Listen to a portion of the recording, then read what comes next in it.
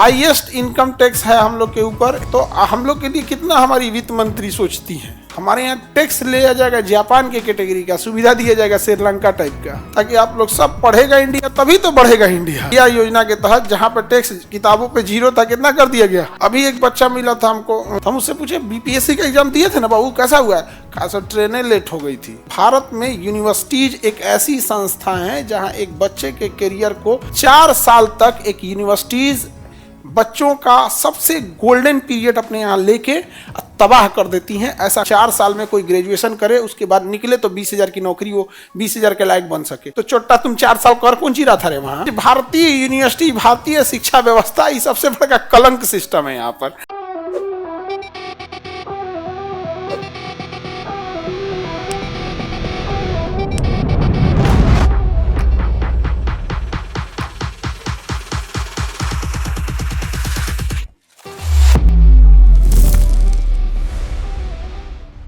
Sir हमको नहीं पता तब हम क्या करें। तो आपका प्रतिनिधि जब पास कर देगा तो हो गया संसद से। 18% जीएसटी है आपके पढ़ाई लिखाई पर। पहले जीएसटी किताबों पे नहीं था, लेकिन बेटी बचाओ बेटी पढ़ाओ योजना के तहत 5% जीएसटी फिर लगा दिया गया, ताकि आप लोग सब पढ़ेगा इंडिया तभी तो बढ़ेगा इंडिया। तो पढ़ेगा इंडिया तथा बढ़ेगा इंडिया योजना के तहत जहाँ पर टैक्स किताबों पे 0 था, कितना कर दिया गया, 5% कर दिया गया यहाँ पे। तो हम लोग के लिए कितना हमारी वित्त मंत्री सोचती हैं।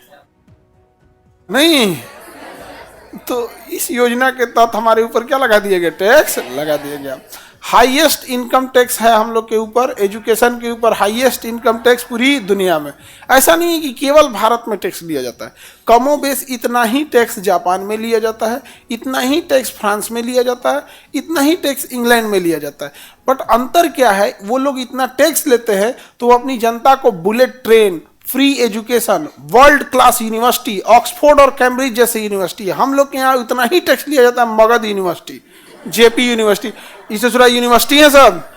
हाँ,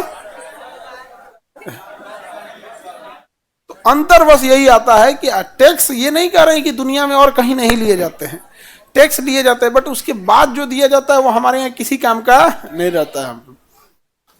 अभी एक बच्चा मिला था हमको, उसका रिजल्ट हुआ था, तो कौन सा जॉब में हुआ था, अच्छे पोस्ट पे हुआ। तो हम उससे पूछे बीपीएससी का एग्जाम दिए थे ना बाबू, कैसा हुआ। कहा सर ट्रेनें लेट हो गई थी।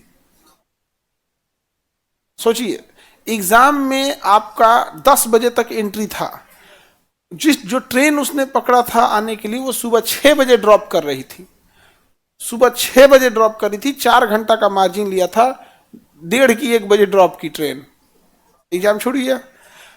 जापान और इंडिया का टैक्स सिस्टम सेम है, बट फैसिलिटीज चौपट है यहाँ पे। हमारे यहाँ टैक्स लिया जाएगा जापान के कैटेगरी का, सुविधा दिया जाएगा श्रीलंका टाइप का। नहीं जान जाएगा, पाकिस्तान वाला सुविधा दी गई। आगे बढ़े तो आर्टिकल 265 समझ में आ गया। संसद की अनुमति बिना टैक्स नहीं ले सकते हैं, जब पास करेगा तभी होगा, अदरवाइज में नहीं होगा। समझ में आ गया। सर पॉपुलेशन भी तो हमारे यहाँ बहुत है, तुम रोओगे तो हम क्या कर सकते हैं। पॉपुलेशन ग्रोथ रेशियो आप पूरी दुनिया में पता कीजिएगा कि पॉपुलेशन ग्रोथ रेशियो भारत का एक सस्टेनेबिलिटी की ओर जा रहा है। जो पॉपुलेशन है, जिस पॉपुलेशन को आप समस्या बता रहे हैं, वो बढ़ रही पॉपुलेशन नहीं बल्कि बढ़ चुकी पॉपुलेशन है, जिसमें आप भी शामिल है। तो अगर आप सॉल्व करना चाहते हैं इसे, तो आप आत्महत्या करना पड़ेगा। सीधी बात है। जो फ्यूचर इंडिया का है पॉपुलेशन रेशियो, वो ठीक जा रहा है, समझा गया कि नहीं। फ्यूचर जो ग्रोथ रेशियो है वो पॉपुलेशन का, वो ठीक जा रहा है।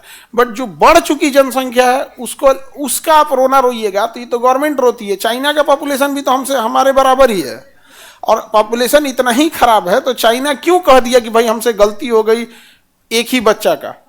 समझा गया कि नहीं। उसने क्यों त्याग दिया one child policy, one child policy को त्याग दिया कि नहीं चल रहा। जो पॉपुलेशन बढ़ चुकी है उसकी समस्या बताइए, उसको कौन सा यूनिवर्सिटी। भारत में यूनिवर्सिटीज एक ऐसी संस्था है जहां एक बच्चे के करियर को वैसे ही जैसे बकरा का गला सहलाया जाता है ना, ये देखने के लिए काटना है कि नहीं, उतना ही काटना होता है। 4 साल तक एक यूनिवर्सिटीज बच्चों का सबसे गोल्डन पीरियड अपने यहाँ लेके तबाह कर देती हैं। ऐसा कोई यूनिवर्सिटी बताइए जहां कोई बच्चा 4 साल में कोई ग्रेजुएशन करे, उसके बाद निकले तो 20,000 की नौकरी, वो 20,000 के लायक बन सके, कोई वो नहीं मिलेगा आपको। तो चोट्टा तुम 4 साल कर कौन ची रहा था रे वहां?